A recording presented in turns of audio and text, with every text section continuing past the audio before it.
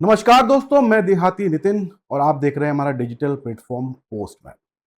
अब आप गौर से ये देख लीजिए दोस्तों, वेदांत श्रीवास्तव की इस ओरिजिनल कॉपी को, और जहां भी चाहे खूंटी में एक बांध बांध दीजिए कि वेदांत पाकिस्तानी नहीं है, बल्कि देश का गौरव बढ़ाने वाला, एक मर्यादित तरीके से सवाल उठाकर अपनी जीत जीतने वाला भारतीय है।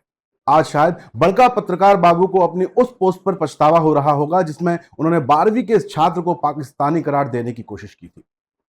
फिलहाल तो सोशल मीडिया के समंदर में फर्जी लोग अपना माथा ही पीट रहे होंगे, वहीं माथा पीट रही होगी सीबीएसई यानी कि केंद्रीय माध्यमिक शिक्षा बोर्ड, क्योंकि यह मामला पूरे सिस्टम की पोल खोल रहा है। असली आंसर शीट तो मिल गई, लेकिन जो मिला वो और भी बड़ा गड़बड़ झाला और सिस्टम पर सवाल उठाने वाला है।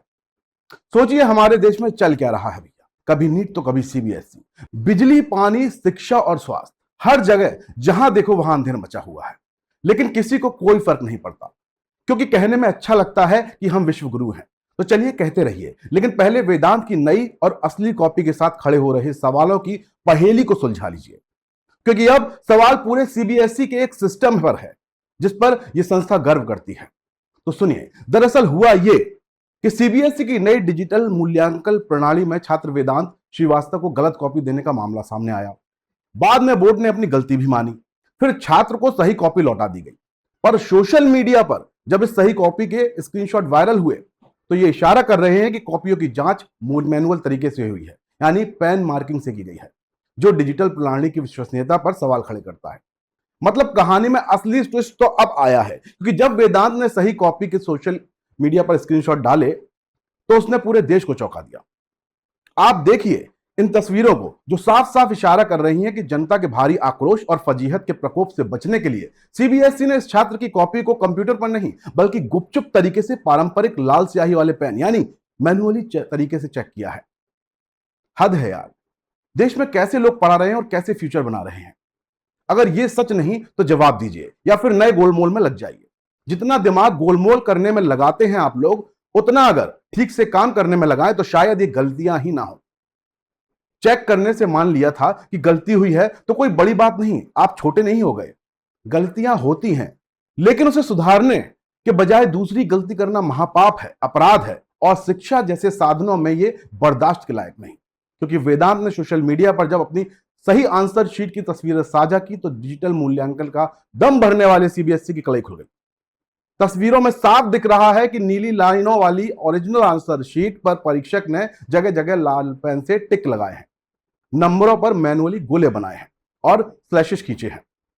जबकि सीबीएसई की नई ओएसएम प्रणाली के नियम कहते हैं कि कॉपियों की जांच पूरी तरह से इलेक्ट्रॉनिक तरीके से कंप्यूटर स्क्रीन पर डिजिटल टूल्स के जरिए होनी चाहिए, जो कि 1 साल पहले लागू हुआ, ना कि पेन से।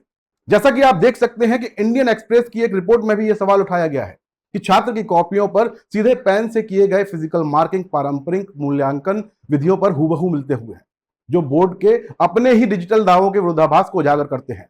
आपको यहां बता दें कि सीबीएसई ने इस साल बड़े दावों के साथ कहा था कि मूल्यांकन प्रक्रिया को तेज और पारदर्शी बनाने के लिए कॉपियों को स्कैन करने ऑनलाइन जांचेंगे। लेकिन वेदांत की फिजिक्स की कॉपी और पूर्व में यानी कि पहले शेयर की गई कॉपी जो थी, उसकी इंग्लिश की कॉपी जो पूरी तरह से डिजिटल चेक थी, जमीन आसमान का अंतर है। लेकिन सवाल तो उठेंगे ही, भले ही बोर्ड अपनी टेक्नोलॉजी पर विफलता को स्वीकार ना करे। असली आंसर शीट लौटा दी गई है, पर इस पूरी प्रक्रिया के परिणाम से छात्र अभी भी संतुष्ट नहीं है। वेदांत का कहना है कि उसकी असली कॉपी में भी सही उत्तरों के बावजूद परीक्षक ने उसे बहुत कम नंबर दिए। छात्र ने साफ किया है कि वो सीबीएसई के लचर मूल्यांकन के खिलाफ फिर से रीइवैल्यूएशन के लिए आवेदन कर रहा है। और अब सोशल मीडिया में कई लोग ऐसे ही मामले लेकर सामने आ रहे हैं। पर बड़ा सवाल यह है कि क्या इस मामले की गंभीरता की कोई जिम्मेदारी लेगा, या फिर आकर कोई यह कहेगा कि गलती हुई है और हम इसे सुधारेंगे, या फिर हमेशा की तरह वेदांत का किस्सा भी सिस्टम में एक खबर और ट्रोलिंग की कहानी बनकर ही रह जाएगा। आपकी क्या राय है इस पूरे मामले पर, कमेंट करके जरूर बताएं, और चैनल को लाइक और सब्सक्राइब करना ना भूलें, क्योंकि हम लाते हैं सत्य का संदेश। जय हिंद, जय भारत।